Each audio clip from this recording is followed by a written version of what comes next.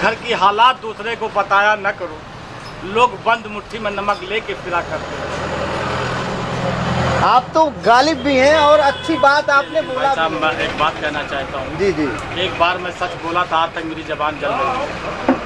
सच बोलने से जबान जल गई। एक बार मैं सच बोला था। बड़ी बात कह रहे हैं आप। मैंने कहा 120 रुपए में है, 100 रुपए। और लोग बात कह रहे हैं कि तेल पेट्रोल को देखेंगे तो देश का भविष्य नहीं मिलेगा जी। अगर भविष्य मिलेगा तो शायद ये सारी दामें तो थोड़ी बहुत बढ़ेंगी। अरे बढ़ेंगी तो इस तरीके से बढ़ना चाहिए। कमियां रिजवी साहब, ये तो हर सरकार में ऐसे आती आती है। हर सरकार में नहीं, इस सरकार में असर्वाधिक चीजें हुई है।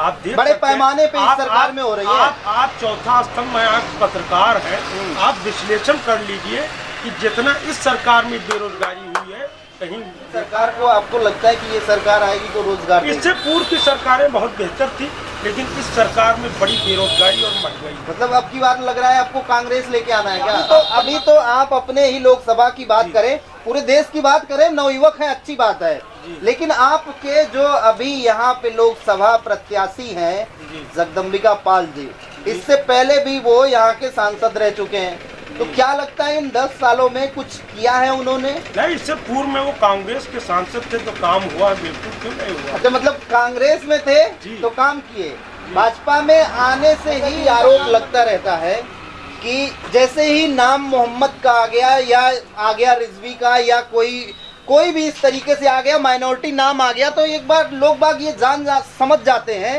खास करके भाजपा वाले ये समझ जाते हैं कि ये हमारे वोटर नहीं है। कहीं उसका प्रभाव आप पे भी तो नहीं है? नहीं, ऐसा कुछ नहीं। रिजवी जी, आप बताइए, क्या अभी जो आपके भाई साहब बैठे हुए थे रिजवी साहब, इनकी बातों से आप कितने सहमत हैं? पूर्ण रूप से असहमत है। पूर्ण रूप से असहमत है। जब वो डुमरियागंज आए थे तो यहाँ की सड़कें देखने लायक नहीं थी। उन्होंने बहुत सारे काम कराए हैं जिनकी गिनती शायद मैं चैनल के माध्यम से ना बता पाऊँ। वैसे पर्चा उनका छपा है, बट 30% मुसलमान बीजेपी को वोट सिर्फ पाल जी की वजह से करने जा रहे हैं। सिर्फ पाल जी की वजह से? सिर्फ जी को न लड़ा के भी एक बड़ी गलती की है अखिलेश यादव जी ने, क्योंकि बहुत से यादव की 60% से ऊपर यादव की जो है एंटी समाजवादी वोट करेंगे। अच्छा जी। वो बीजेपी को वोट करेंगे, चाहे पाल जी के लिए करें चाहे चिंकू यादव की जी की वजह से। नमस्कार, मैं अमरबड़ी मिश्रा, आप लोग देख रहे हैं रिपब्लिक न्यूज टीवी। जैसा कि आप लोगों को पता है कि लोकसभा का चुनाव एकदम चालू है और चरम पे है। अभी हम डुमरियागंज में हैं और ये डुमरियागंज का हल्लौर चौराहा है। सिद्धार्थनगर में जैसा कि आप लोग जानते हैं कि प्रत्याशी सारे के सारे बाहर के प्रत्याशी हैं। सिद्धार्थनगर में या तो ऐसा कोई शख्स था ही नहीं जो कि किसी पार्टियों को मिला नहीं, जो कि सिद्धार्थनगर से हो और यहाँ के आम लोगों का सुख दुख समझ सके। लेकिन तीनों प्रत्याशी बाहर के होने की वजह से जो प्रमुख पार्टियां हैं, चाहे वो भाजपा हो, चाहे सपा हो या फिर बसपा हो, तीनों ही दलों के प्रत्याशी अलग अलग जगह से हैं, सिद्धार्थनगर से नहीं है। कुछ पीड़ा यहाँ के आम जनता की ये भी थी और कुछ यहाँ पे नवयुवक बैठे हुए हैं। चुनाव पे आज हम इन लोगों से चर्चा करना चाहेंगे, क्योंकि सारे यहाँ पे युवा हैं, तो इनके दिल दिमाग में क्या चलता है चुनाव को लेके और किस मुद्दे को लेके ये चुनाव में वोटिंग करने जाते हैं, ये सारी बातें आज इन लोगों से जानना चाहेंगे। आइए कैमरामैन साहब, पहले आप ही से, ये गमछा वमछा लग रहा है, किसी पार्टी से हैं आप? नहीं, पार्टी से नहीं है, मैं एक आम आदमी है। अच्छा। और इस बार जनता बदलाव चाहती है। नाम क्या है, नाम बता दीजिए। मेरा नाम आसिफ रिजवी। आसिफ रिजवी जी, जी। क्या लगता है आपकी बार में बदलाव, आपको बदलाव लाना है? निश्चित बदलाव, पूरे देश में बदलाव की आंधी चल रही है। इस बार निश्चित तौर पे बदलाव होगा, क्योंकि जितने नौजवान हैं सब इस सरकार से ऊब चुके हैं, क्योंकि बेरोजगारी चरम पे आप देख ही रहे हैं, महंगाई उफान पे है, कमर तोड़ महंगाई है। इस सब से निजात पाने के लिए हर युवा महिला सब प्रतिबद्ध हैं कि इस बार बदलाव होना ही होना चाहिए। मतलब महंगाई के नाम पे आप बदलाव चाहते हैं? बिल्कुल। और भी कोई मुद्दे हैं आपके? महंगाई बेरोजगारी से बड़ा और क्या मुद्दा हो सकता है? क्या लगता है इससे पहले जो सरकारें थी जी, वो महंगाई पे और बेरोजगारी पे कितना काम किया? बहुत काम किया है। इसमें तो एकदम से चरम पे हो गई है। तो कौन सी सरकार लाना, कौन सी सरकार चाह रहे हैं? पेट्रोल 50 रुपए का आज 120 रुपए में है, पेट्रोल 100 रुपए में है, तो महंगाई नहीं। नौजवान बिजली कहाँ 120 रुपए में है? 100 रुपए और लोग बाग कह रहे हैं कि तेल पेट्रोल को देखेंगे तो देश का भविष्य नहीं मिलेगा। जी। अगर भविष्य मिलेगा तो शायद ये सारी दामें तो थोड़ी बहुत बढ़ेंगी। अरे बढ़ेंगी तो इस तरीके से बढ़ना चाहिए जिस तरीके आज नौजवानों के पास रोजगार नहीं, इसका कोई प्रबंध है सरकार के पास? आप बताइए, नौजवान अगर तैयारी कर रहा है तो उसका पेपर लीक हो जा रहा है। तो ये कितनी बड़ी कमियां रिजवी साहब, ये तो हर सरकार में ऐसे आती है। हर सरकार में नहीं, इस सरकार में असर्वाधिक चीजें हुई हैं। आप देख बड़े पैमाने पे इस सरकार में हो रही है। आप चौथा स्तंभ में आप पत्रकार हैं, आप विश्लेषण कर लीजिए कि जितना इस सरकार में बेरोजगारी हुई है कहीं देखा है आपने? भाई सरकार तो चाहे पीठ अपनी थपथपाने के लिए बोल रही हो कि करोड़ों करोड़ लोगों को हमने रोजगार दिया है, धरातल पे तो कुछ नहीं है। धरातल पे तो आप देख लीजिए, जमीन पे आज 90% नौजवान बेरोजगार हैं। 90%? जी, नौजवान 90% नौजवान बेरोजगार पढ़े लिखे। हाँ, पढ़े लिखे मैं बात कर रहा हूँ। और अगर तैयारी भी कर रहे हैं तो उनका पेपर लीक हो जा रहा है। कौन सी सरकार को आपको लगता है कि ये सरकार आएगी तो रोजगार देगी? इससे पूर्व की सरकारें बहुत बेहतर थी, लेकिन इस सरकार में बड़ी बेरोजगारी और महंगाई। मतलब अब की बार लग रहा है आपको कांग्रेस लेके आना है क्या? अब परिवर्तन निश्चित है। अब देखिए क्या होता है, जनता जनार्दन का जो फैसला होगा वही सर्वमान। क्या लगता है पाल साहब यहाँ कुछ किए नहीं क्या? पूरे देश की मैं बात कर रहा हूँ। नहीं, अभी तो आप अपने ही लोकसभा की बात करें, पूरे देश की बात करें, नवयुवक है, अच्छी बात है।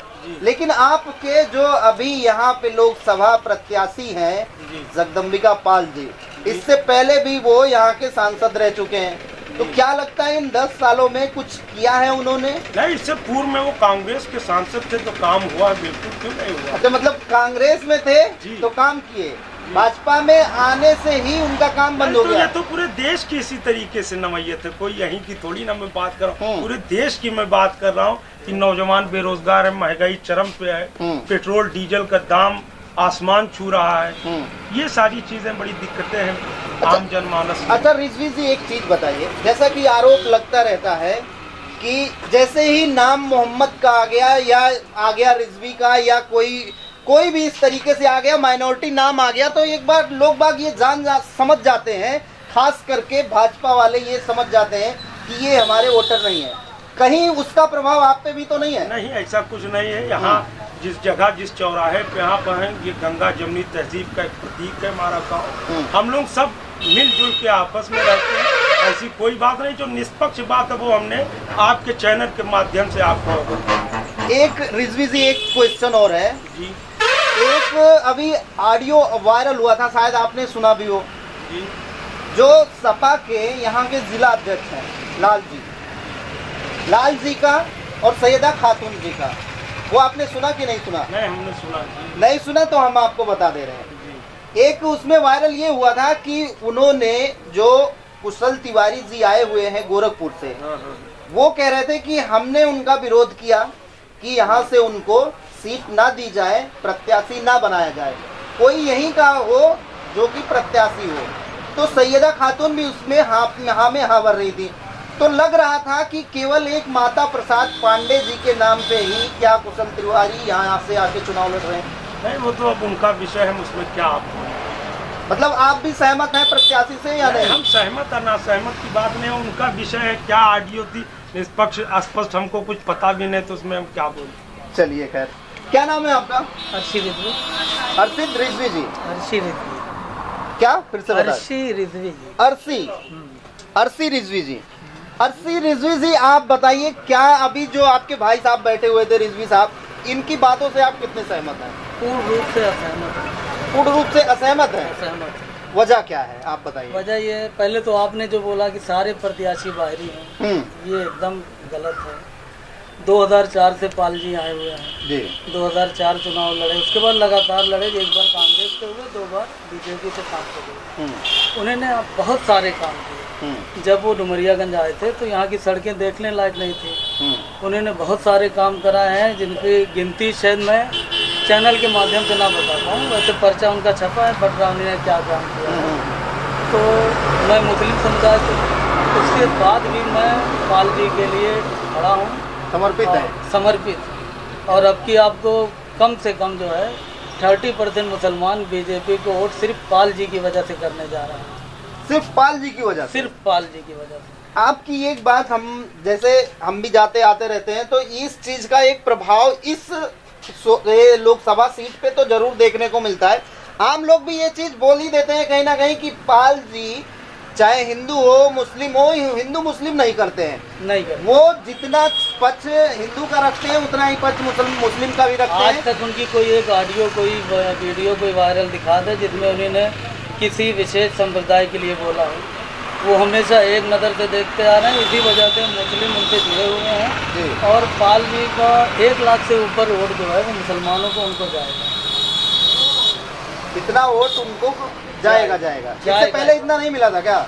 नहीं, इससे पहले भी था, लेकिन 50,000 45,000, लेकिन इस बार 1 लाख से ऊपर जाएगा। आप माइनॉरिटी गांव में घूम लें, पाल जी का अपना व्यक्तिगत लोगों से जुड़ाव रहा है। मोदी जी और योगी जी की उपलब्धियां मैं नहीं बता रहा हूं, मैं पाल जी की उपलब्धियां बता रहा हूं कि अगर किसी ने उनके यहाँ कार्ड दिया, अल्पसंख्यक समुदाय से है, तो रात के 2 बजे भी अगर पहुंचेंगे तो जरूर पहुंचेंगे। ये उनकी उपलब्धि रही। और स्थानीय जो कहा है कि बाहरी 20 साल के जो व्यक्ति आपके ज़िले में रहा, 15 साल के सांसद रहा हो, तो उसके साथ ये शब्द बाहरी गलत है। वो यहाँ के हो चुके, उनका मकान है, सारी चीज़ें यहाँ पे। हाँ, और पार्टियों को नहीं मिल रहे थे पाल जी के सामने लड़ने के लिए, तो बाहर से लाए हैं। और इसी वजह से जो वायरल हुआ है आपने देखा ही है, उसमें जिलाध्यक्ष जो स्थानीय विधायक डुमरिया की सैयदा जी भी कह रही हैं कि गलत व्यक्ति को टिकट मिल गया है। जी, ये चीज पक्का है। चिंकू यादव जी को न लड़ा के भी एक बड़ी गलती की है अखिलेश यादव जी ने, क्योंकि बहुत से यादव अब की 60% से ऊपर यादव अब की जो है एंटी समाजवादी वोट करेंगे। अच्छा जी। वो बीजेपी को वोट करेंगे, चाहे पाल जी के लिए करें, चाहे चिंकू यादव की वजह से करें। ये मान लिया जाए और रिजल्ट आएगा, आप देख लीजिएगा। तो आपके भाई साहब कह रहे हैं कि अब की बार बदलाव आए यहाँ पे डुमरियागंज। वो उनकी व्यक्तिगत सोच है, उसमें हम नहीं बोल सकते। लेकिन मैं खुद पाल जी से जुड़ा हुआ हूँ, मैं पाल जी के लिए लोगों से वोट भी मांग रहा हूँ और खुद भी कह रहा हूँ। और जहाँ तक मैंने देखा है, पाल जी ने बड़ी मेहनत की है हर संप्रदाय के लिए, जो भी उनसे हो सका उन्होंने किया है। कोई भी आदमी कहते कि वो उनके ऑफिस में गया और उन्होंने उनका काम न किया हो तो मुझे बता दीजिए। अच्छा, अगर वाकई में यहाँ से पाल जी को वापस टिकट ना मिला होता बीजेपी से, तो क्या लगता है बीजेपी की स्थिति क्या होती है आपको? निश्चित रूप से बहुत कमजोर होती है। अच्छा, आप यहाँ चुपचाप बैठे हुए हैं, क्या नाम है आपका? भाई साहब, मेरा नाम रघुआब है। क्या यहाँ पे क्या लग रहा है? 2 रिजवी साहब थे, रिजवी साहब ने अपना ओपिनियन रखा। एक लोग कह रहे हैं कि यहाँ से बिल्कुल बदलाव की जरूरत है, पूरे देश में बदलाव होने वाला है। लेकिन एक साहब कह रहे हैं कि नहीं, यहाँ से पाल जी का जीतना डन है, पक्का है। ये पढ़ा लिखा गांव है जी, और यहाँ के युवा जो है पढ़े लिखे लोग हैं और सब जानते हैं। लेकिन भाई साहब, मैं एक बात कहना चाहता हूँ। जी। एक बार मैं सच बोला था, आज तक मेरी जबान जल गई। सच बोलने से जबान जल गई? एक बार मैं सच बोला, बड़ी बात कह रहे हैं आप। मेरी जबान जल गई और इसलिए मैं खामोश हो गया मेरे भाई। और आप लोग आए हैं, आप लोग को मैं स्वागत करता हूँ और इसके आगे मैं कुछ कह नहीं पाऊँगा। जबान मेरी जल गई, एक बार मैं सच बोला था। वो सच हम भी सुनना चाह रहे हैं। मैं क्या बोलूँ मेरे भाई, इसके अलावा मैं बोल नहीं पाता हूँ। मजबूर हूँ मेरे दोस्त, घर की हालात दूसरे को बताया न करो। लोग बंद मुट्ठी में नमक लेके फिरा करते हैं। आप तो गालिब भी हैं और अच्छी बात आपने बोला भी है, लेकिन अफसोस है मुझे। अफसोस आपको है, चूंकि आपको हो सकता है, क्योंकि इस देश में रहता हूँ। इस देश के लिए जब भी कभी जरूरत पड़ेगी जी, तो कोई भी आवे, इससे हमसे नहीं मतलब है। बिल्कुल, जब भी कभी जरूरत है, खून एक एक कतरा इस देश के लिए बहा।